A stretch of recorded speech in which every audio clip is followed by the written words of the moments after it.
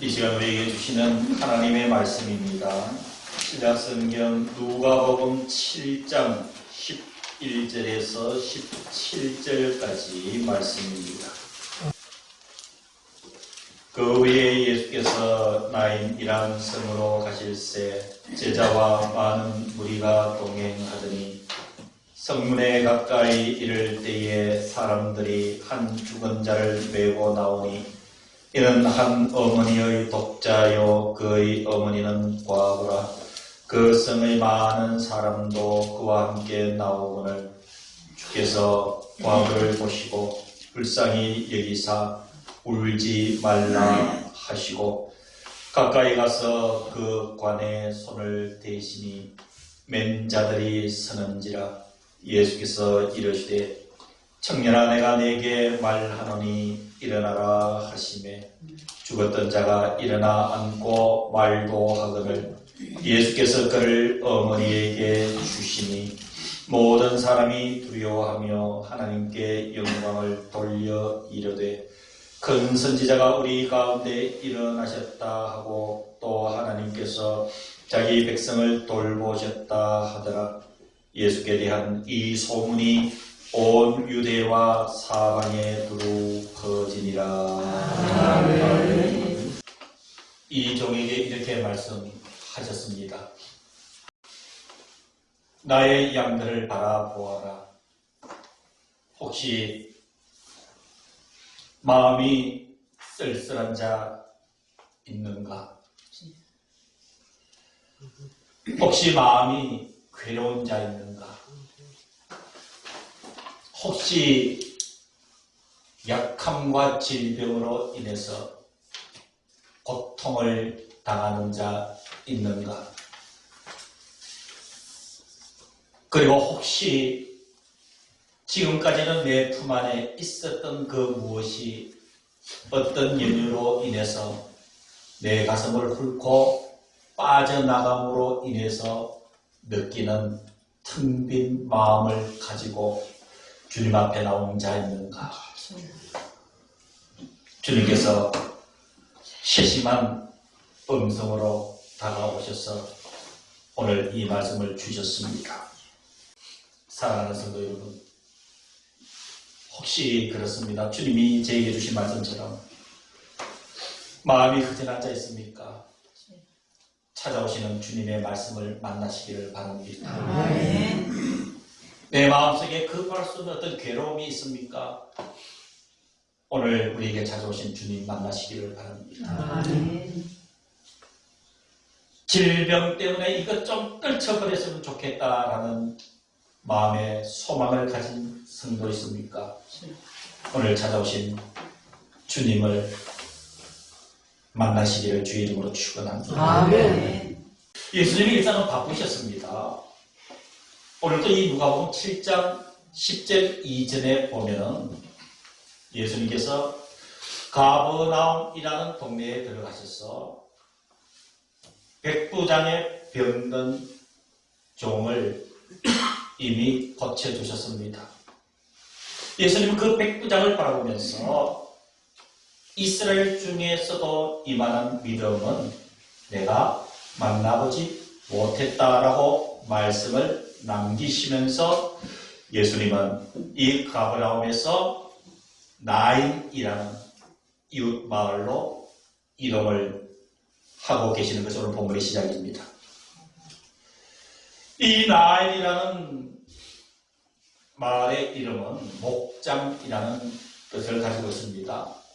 그러니까 작은 마을이지만은 사람들이 양을 키우면서 자연과 함께 평화롭게 웃으면서 오손도손 살아가고 있는 마을의 이름이 나인이라는 뜻이에요. 주님께서 이 나인이라는 성에 들어가셨는데 그곳에서 또 가슴 아픈 사연의 사람을 주님은 만나게 됩니다. 주님이 만난, 주님의 마음을 아프게 했던 그 사람은 12절에 이렇게 소개하고 있습니다. 성문에 가까이 이러실 때에 사람들이 한 죽은 자를 메고 나오니 이는 한 어머니의 독자요 그의 어머니는 과부라 그 성에 많은 사람도 그와 함께 나오거늘. 여러분 12절 상황을 한번 그려보시기를 바랍니다. 예수님이 나인성에 들어오셨는데 그 참평으로 마을에 사람들이 한 죽은 사람을 메고 나오는데 이 죽은 이는 홀로 사시는 과부 어머니의 독자였습니다. 하나밖에 없는 아들이었습니다. 그리고 많은 이웃들이 이 슬픔을 함께 나누고 있는 모습을 예수님이 보셨던 것이에요. 사랑하는 성도 여러분, 어떻게 보면 나인성에서 주님 눈에 띄었던 그 과거의 모습, 우리의 모습일 수도 있습니다. 상황은 다를 수가 있습니다. 우리는 모두가 독자를 잃은 어려움을 당하지는 않고 있지만은 여러분 그 내용을 우리가 지금 겪고 있지는 않는다 할지라도 여러 가지 다른 형태로의 이 여인이 가지고 있는 아픔을 겪을 수도 있습니다. 오늘 본문을 잘 보시기를 바랍니다. 먼저 이게 12절 중간에 보니까 한 어머니의 독자라고 얘기를 합니다. 이 독자라고 얘기하는데 14절에 의하면은 이 독자는 청년이었습니다. 장성한 청년이었어요. 그런데 이 구조를 보면은 아버지는 계시지 않고 어머니 혼자 계시는데 그의 장성한 청년 독자 아들이 있었어요. 여러분 이 성경이 쓰여진 1세기죠. 100년 이전입니다. 기원 후 100년 이전에는 특히 이 유대인들은 여성들이 사회 활동을 하는 것을 막고 차단하고 있었습니다. 그러니까 이 여인의 집안의 모든 생활은 이 독자인 청년 아들이 맡아서 했던 것이지요. 그러니까 남편 대신에 자신이 의지할 수 있는 유일한 아들이었습니다. 그래서 이 여인에게 있어서 이 독자 아들은 기대였고 희망이었고 사랑하는 삶의 의미의 전부일 수도 있는 그 아들이었던 거예요. 근데 이 아들이 죽어버린 거예요. 이유는 모르지만 늘 아침에 일어나면 곁에 아들이 있어서 이 아들을 보고 희망을 가지고 이 아들을 의지하고 내가 살아가고 있는 에미로서의 삶의 의미는 너다라고 생각했는데 갑자기 이 아들이 이 세상에서 사라져버린 거예요. 만질 수도 없습니다. 느낄 수도 없습니다. 보고 싶어도 볼 수도 없습니다.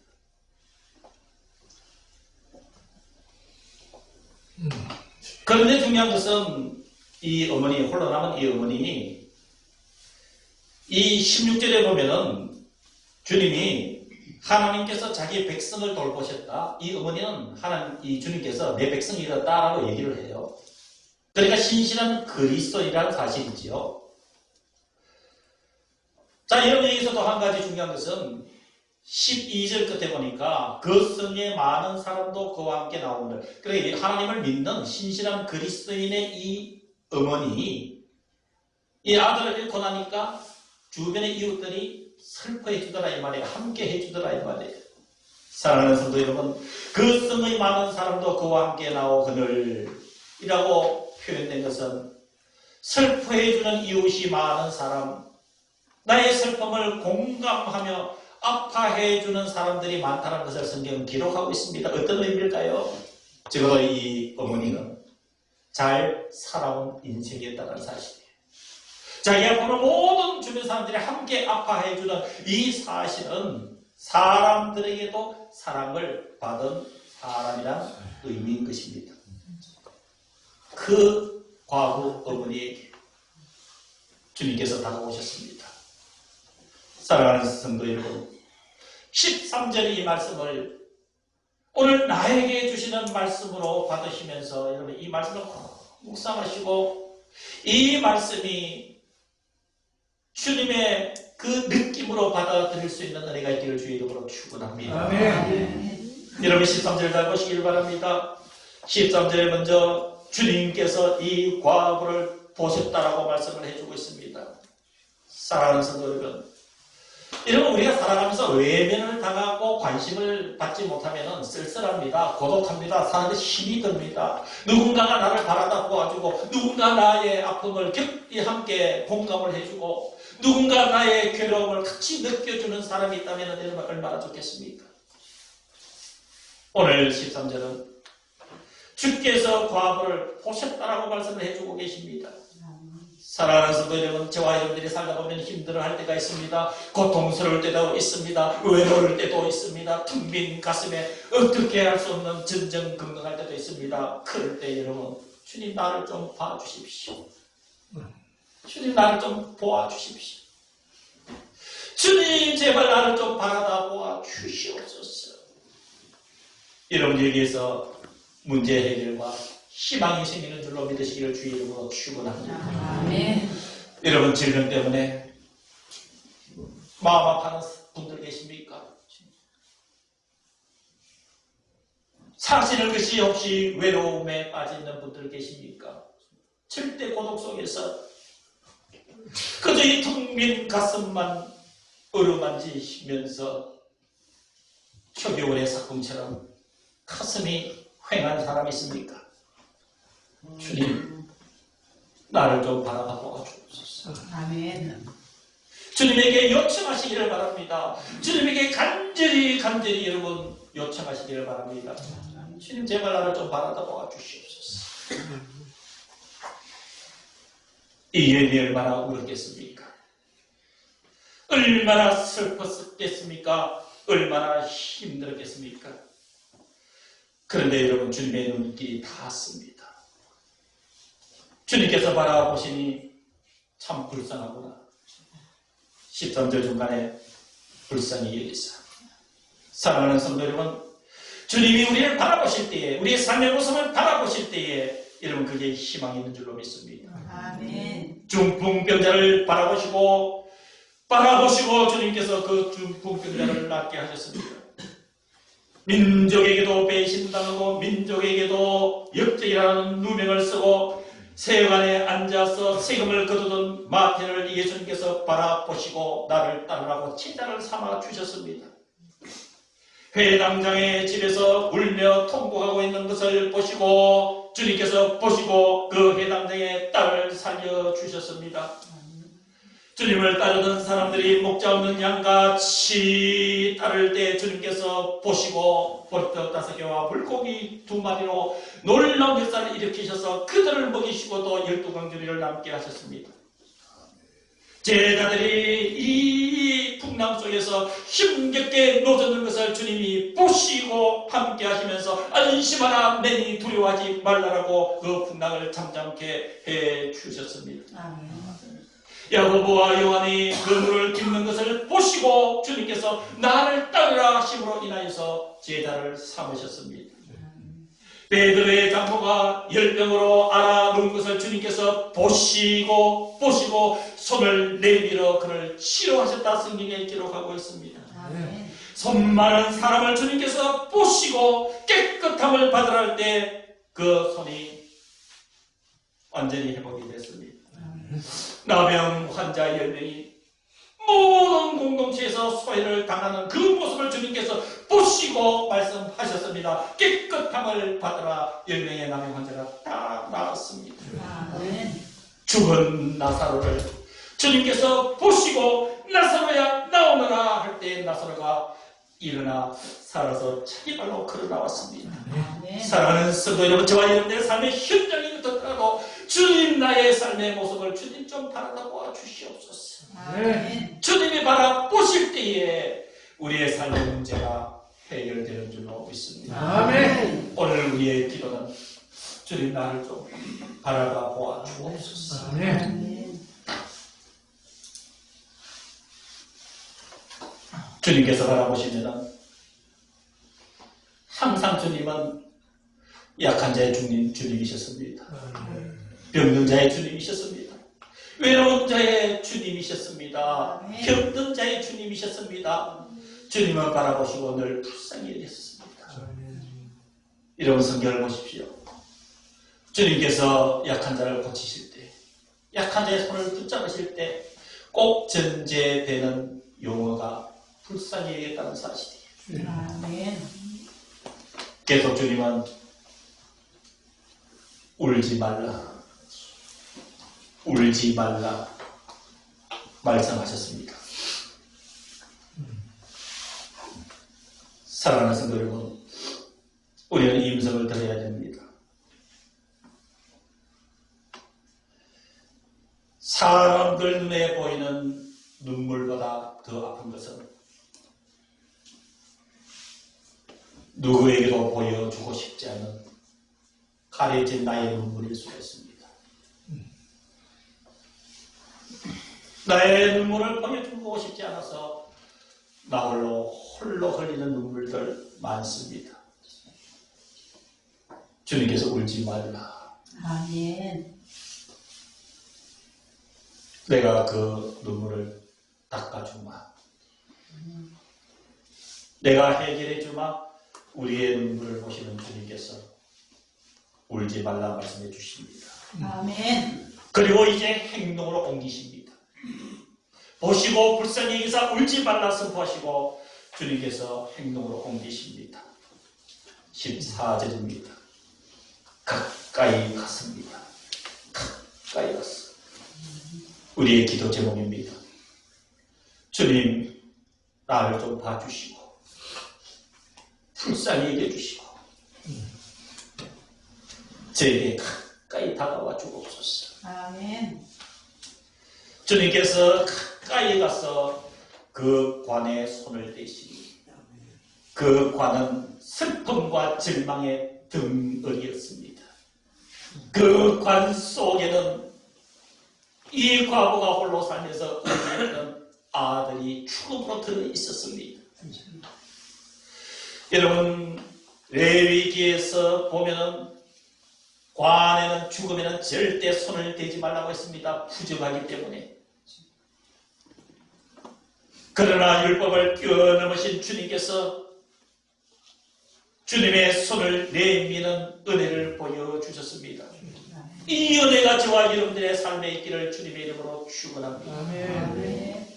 율법에서는 그 관에 손을 대지 말라 했지만 우리 주님은 율법의 완성자이신 하나님이셨습니다. 아멘. 그 관에 손을 대시니 장례를 치르려고 메고 가던 자들이 그 자리에 섰습니다. 그리고 14절이야 예수님께서 이르시되 청년아 내가 내게 말하노니 일어나라 하시매 라고 선언하고 있습니다. 아멘. 사랑하는 성도 여러분, 14절에서 핵심이 되는 것은 주님께서 가까이 가서 이르시되 내가 네게 말하노니 일어나라. 여기서 가장 핵심은 이르시되 말씀하시되라는 뜻입니다. 사랑하는 성도 여러분, 주님의 말씀이 있는 곳에는 여러분 생명이 있는 줄로 믿으시기를 주의 이름으로 축원합니다. 아멘. 주님의 말씀은 여러분 죽은 자로 살리시는 하나님의 능력인 줄로 믿습니다. 아멘. 주님의 말씀은 주님의 그 말씀이 선포된 곳에는 생명이 살아나게 되어 있습니다. 아멘. 사랑하는 성도 여러분, 주님의 말씀이 있는 그곳에서는 우리의 눈물의 문제도 해결이 됩니다. 주님의 말씀이 선포되는 그곳에는 우리의 질병의 문제도 해결이 됩니다. 주여 나에게 말씀하여 주옵소서. 주님 나에게 말씀하여 주옵소서. 아멘. 이런 말씀을 달라는 간절한 소망을 가지고 성경을 한번 읽어보시기를 바랍니다. 여러분, 하나님의 말씀을 믿고 하나님 나에게 말씀하여 주옵소서. 하나님 나에게 말씀하여 주옵소서. 주의 말씀이 있는 곳에는 생명이 있는 줄로 믿사오고 주님이 거기 계신 줄로 믿습니다 라고 하나님의 말씀을 바라볼 때는 이런 성경 말씀은 전부 하나님께서 내게 주시는 말씀으로 받아들여지게 됩니다. 살아계신 하나님의 말씀이 내 속에서 역사에서 내 심령에 꽂혀올 때 이런 우리의 삶의 그 어떤 문제도 해결되는 놀라운 은혜를 맛보게 되는 줄로 믿습니다. 아멘. 주님은 나사로에게도 말씀하셨습니다. 일어나라. 맹인에게도 말씀하셨습니다. 눈을 떠라. 안전뱅이에게도 말씀하셨습니다. 일어나라. 아멘. 사랑하는 성도 여러분, 장차 우리를 영원한 생명의 나라로 이끄시는 주님의 말씀, 살아계신 말씀인 줄로 믿으시기를 주의 이름으로 축원합니다. 아멘. 이렇게 하나님의 말씀을 선포하시니 그 말씀이 살아서 어떻게 역사되었는지 여러분 15절을 통해서 한번 보시기를 바랍니다. 가까이 가서 그간에 손을 대시니 맨자들이 서는지라 예수께서 이르시되 예수께서 말씀하시되 청년아 내가 네게 말하노니 일어나라 하시매 15절 죽었던 자가 일어나 앉고 말도 하거늘. 아멘. 여러분 본문 그대로 하면 죽었던 자가 사는 것이에요. 아멘. 여러분 이 말씀에 의하면 저와 여러분들의 삶의 문제일 수도 있습니다. 우리의 삶에 어렵고 힘들고 고통스러운 모든 문제들이 해결되는 이런 매우 중요한 동기가 되는 말씀으로 우리는 받아야 되는 줄로 믿습니다. 15절 계속 이어집니다. 예수께서 그를 어머니에게 주시니 예수께서 그를 어머니에게 주시니 여러분 이 15절 예수께서 그를 어머니에게 주시니 이 말씀은요 우리가 그냥 한번 읽고 듣는 것도 그냥 안 돼요. 제가 갑자기 금요일날 이 말씀을 받았기 때문에 밤새도록 잠을 자지 않고 뜬 눈으로 이 말씀을 묵상해 봤습니다. 예수님께서 죽었던 독자를 다시 그 어머니에게 주셨다. 거기에 내포되어 있는 의미가 어떤 의미겠습니까? 그 독자 아들 잃은 그것에 대한 어머니로서의 감당할 수 없는 그 고통, 그 텅 빈 가슴, 그 상실한 마음, 그 가슴 속에 주님이 아들을 살려서 어머니 품에 안겨주셨다. 사랑하는 성도 여러분, 상실감을 채워주신 주님이신 것이지. 아멘. 잃어버림으로 인해서 느끼는 텅 빈 가슴으로 사는 이 땅에 많은 사람들 얼마나 많습니까? 이 시대는 상실의 시대입니다. 사람들은 자꾸 소리를 지릅니다. 꿈을 상실했다고, 용기를 상실했다고, 희망을 상실했다고, 건강을 상실했다고, 벌써 세월은 이렇게 흘렀는가, 세월을 상실했다고. 사랑하는 성도 여러분, 인간은 내 가슴에 뭔가 채워져야 살 수 있는 존재입니다. 그러나 절대로 세상의 것으로는 채워지지 않습니다. 마치 밑 빠진 항아리에 물을 붓는 것처럼요. 그러나 여러분, 내 심령이 채워지는 일은 주님이십니다. 아멘. 주님이 내 속에 내주하여 주실 때에 채워지고 만족해지고, 때로는 사는 것이 흐르고 고통스럽고 힘들고 질병 때문에 심령이 바짝바짝 말라가는 애타는 심령이라도 그 심령 속에 예수님이 계시면 채워지는 것입니다. 아멘. 그래서 우리는 오랜 기간 동안 표현을 앞에 붙여놓고 바라봅니다. 오직 예수. 아멘. 오직 예수.